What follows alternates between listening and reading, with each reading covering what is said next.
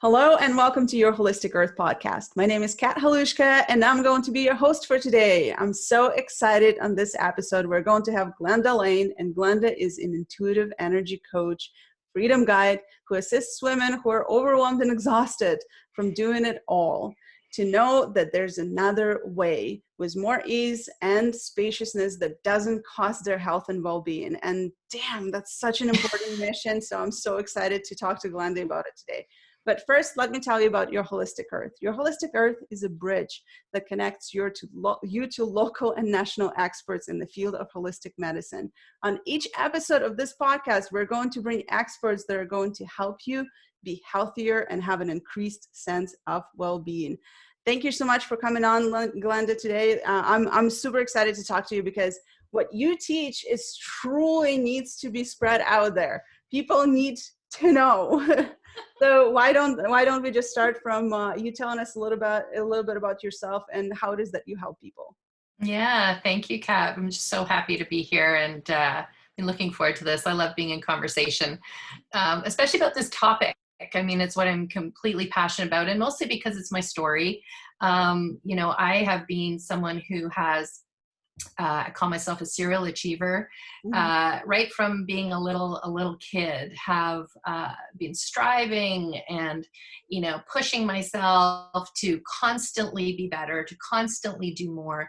And, putting this pressure on myself to be something that I'm not actually, it's kind of like, and so that pressure really took a toll. And I didn't know this for the longest time, but, it really took a toll on my health and well-being because, and that looked like hormonal imbalances, digestive issues, chronic neck and back pain, miscarriages. I've had 5 melanomas now. So, my body has actually been telling me all along that, hey, like, this is not thriving. You're just surviving your life. In fact, you're not doing a really good job of surviving it. It's like, and if I don't stop pushing myself and trying to do it all on my own and, being like superwoman, super mom, all the things, that I was headed down a not so nice path. And so, I've really learned this one through experience and, really have been incredibly hard on myself throughout my lifetime. And I'm so grateful that that has shifted for me. And don't get me wrong, I still have my moments, where I am, but far more accepting and loving of myself. And that has really, really shifted things a lot. And so that's why I'm so passionate in helping women who really sort of believe, and this all came from a belief of not enoughness, me believing I wasn't enough, which then led to these protective patterns of I got to get it right and I got to do it all myself. And, being uber independent and competent and all the things, just because that's subconsciously how I believed I needed to be in order to be accepted and loved. So, and I see it in a lot of women, my fellow females that are out there and are also being pulled forwards. There's like this calling, but what we've been taught in terms of how to do that is in a very masculine energy way of drive, push, but then we lose the sense of taking care of ourselves during that process, So yeah. For those who feel not enough right now, what would you say like the first step on overcoming that? Yeah, it's a big one. Like, it's huge in terms of like, there's very few people I know that don't have that one of not feeling enough. But I think the first thing to really understand is that this is a belief that you took on as a child. And it was a result of an experience you had. It could be everything from you got in trouble for dropping that vase and it broke, to being given one of your parents giving you the look, to literally like trauma, and abuse. Like, there's such a wide spectrum that not enoughness can come from.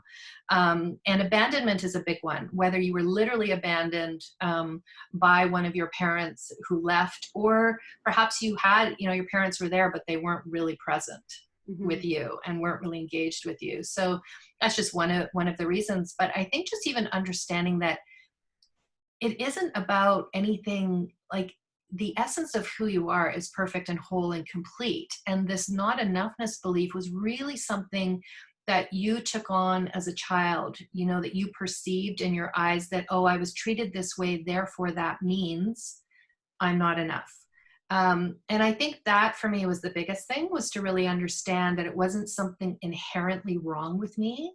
Like, I'm not broken, I don't need fixing, and same with everybody else. It's just simply this belief that is lodged in our subconscious mind that's been running the show. And the minute that you believe you're not enough, you're going to then start seeing false evidence of that show up everywhere. It's kind of like what you believe you achieve, or what you believe you perceive. And so our beliefs are so key in how we experience life, and it literally colors the lens that you look at life through. So I think, to me, that was kind of the first big awareness of, hey, that was just something I took on. It's actually not about me being deficient in any way. And so, you know, and it's the same for everybody.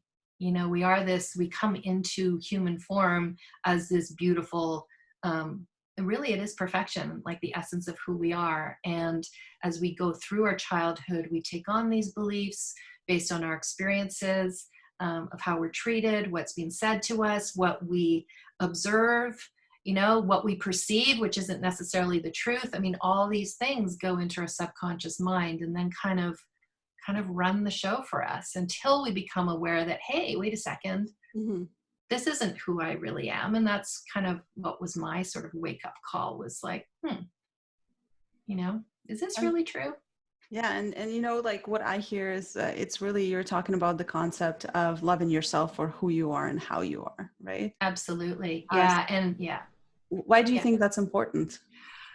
Oh my goodness, so many reasons why it's so important. And, you know, this topic of self-love, it's interesting because, you know, I was sitting with it and I'm like, what is self-love? I mean, you know, it's not really something you can wrap up in a bow and say, this is it. And we always think of being kind to ourselves and compassionate and loving, and it is all that. But to me, at the root of it is really this allowing ourselves to fully feel our emotions, and also to fully express all of ourselves into the world.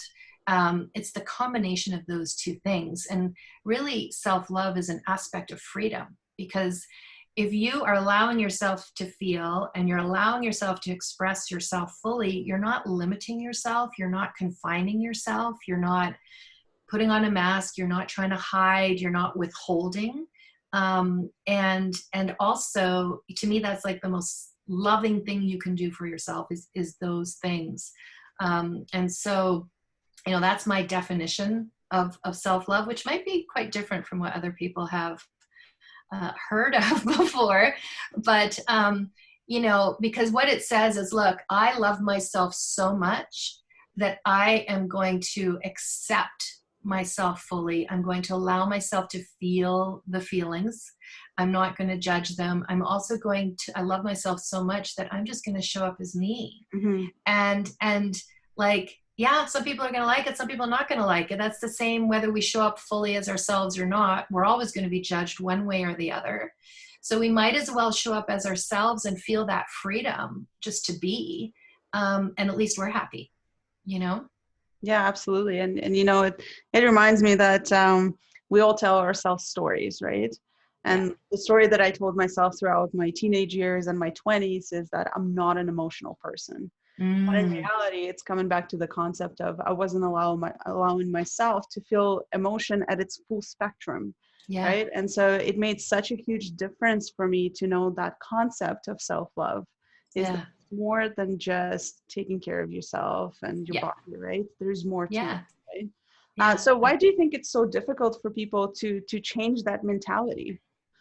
Well, I think it goes back to kind of what I mentioned before about this idea, you know, these beliefs that we take on that literally are in our subconscious mind. So if we're not even aware that that's there, we can't change it. You know, with awareness comes choice. So it's really looking at, you know, if we are treating ourselves poorly, if we are talking to ourselves negatively, is to really just kind of sit back and get curious about that and go, like, why am I doing that? And ultimately, the reason that we don't allow ourselves to fully feel, to fully express, is because it doesn't feel safe.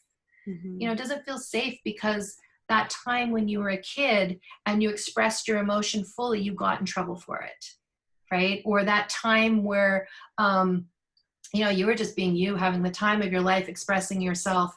And again, you got in trouble for it or hurt in some way, or someone got hurt. And so you made that mean that if you were to express yourself fully, like bad things are going to happen. Mm-hmm. And so it doesn't feel safe. It's really interesting, right? Like why wouldn't we love ourselves? Why is it so hard?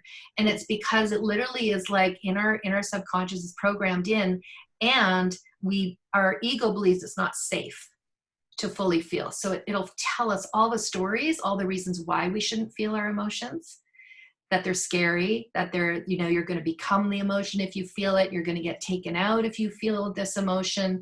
If you step out and show yourself, you're going to be ostracized, and, you know, you're going to get kicked out of the tribe, so to speak, like all these things, right? All these stories that our ego creates. And so for a lot of people, it doesn't feel safe. And so I think that's one of the reasons why it's so difficult for people to really, you know, to really love themselves. That's awesome. And, you know, Glenda, like clearly this is why you became a coach here, but I'm curious, what are some of the obstacles that you had to overcome that made you a better intuitive coach? Yeah. Well, you know, it's funny because you mentioned how you didn't feel initially you were like that you were emotional, or, you know, that you had emotions. I was the same. I was totally like a head walking around on a stick, right? I was like totally cut off from my body in terms of even how it felt. And so really, I think the biggest thing for me was becoming aware that I was doing that, and I was like up in my head constantly, right? And that's where all your fears live too. So it's not a happy place. It's not a happy place to live in, you know, but to really come into my body and just to start allowing myself to feel and give myself full permission. So that obstacle of being up in my head was a big one. It was a big one to come. It took me a while to actually feel like it was safe to feel. And then once I did, it was like opening Pandora's box. Like it was like, oh my goodness. And now I, you know, right? It's like, I feel so much now, you know, and it's a good thing. Some people look at that as not a good thing, but honestly, it means I can also feel love to the extent that I can. Yes, I feel grief very strongly, but that allows me to also feel love. So I feel like my capacity to love, to both give and receive, has increased a ton. And I think it really is, it's a choice point. You know, it really is. It's as simple as choosing to no longer sacrifice yourself, beat yourself up, and just choose to treat yourself with more kindness. And for everyone, often there's, for me, it was my mom passing about 17 years ago. That was the big catalyst for me to start on this journey back to myself, I like to call it. And there's often some major experience for people, but it can be as simple as, you know what, I'm so done. I'm so done feeling like crap and beating myself up, and like, you know, so it really is kind of like, are you done? Are you done with that? And choosing. And once you choose, then the how comes. It's not the other way around. It's not like, well, when I figure out how to love myself, then I'll choose it. It's like, no, it's like making that choice for yourself, that first step of choosing, that then allows things to come to you that will help you with that. Yeah. Well, dear listener, if you were waiting for a sign, this is it. Your opportunity to choose what your life looks like from now on. So for those who want to choose to live a better life and love themselves more and choose freedom, Glenda, how can they connect with you? They can connect with me. My email is glenda@glendalane.ca. And also I offer free discovery calls, and that's at calendly.com/Glenda Lane. And so you can actually book some time with me and just, you know, we have this conversation about where you're at and what you're desiring. No strings attached. It's just simply a connection call. Perfect. Thank you so much for coming on and sharing your genius, your brilliance with us. I can clearly see how you're creating impact in the world, and I'm so excited that we were able to get you on the podcast. Mhm. For Thank you so much. For those of you who are listening in, don't forget to check out all the other experts we're bringing to you to live a better life and have better well-being. Check out more episodes at profitableimpactacademy.com/YHE.